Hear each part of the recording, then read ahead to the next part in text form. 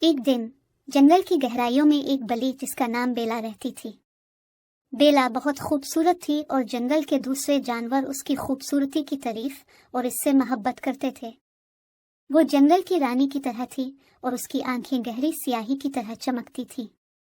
ایک دن جب بیلا جنگل میں جا رہی تھی تو اس نے ایک چوہا دیکھا جو بہت پریشان تھا۔ چوہا کہنے لگا، بیلا جی میں بہت پریشان ہوں، میرے پاس کھانے کا کچھ بھی نہیں ہے اور مجھے بھوک بھی بہت لگ رہی ہے۔ بیلا کو چوہے پر بہت رحم آیا اور اس نے چوہے کو کچھ کھانے کے لیے دیا۔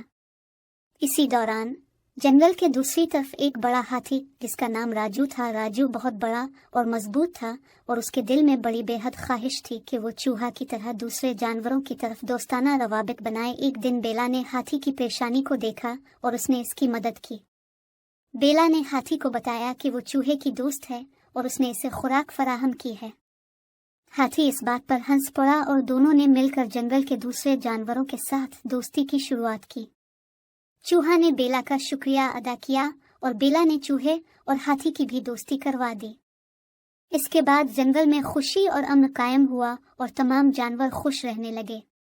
یہ کہانی ہمیں یاد دلاتی ہے کہ ہمیں دوسروں کی مدد کرنی چاہیے اور دوستانہ روابط بنانے کی کوشش کرنی چاہیے۔ پیارے بچوں، یہ تھی ہماری آج کی کہانی جس میں بلی، ہاتھی اور چوہے شامل تھے۔ امید ہے کہ آپ کو یہ کہانی پسند آئی ہوگی۔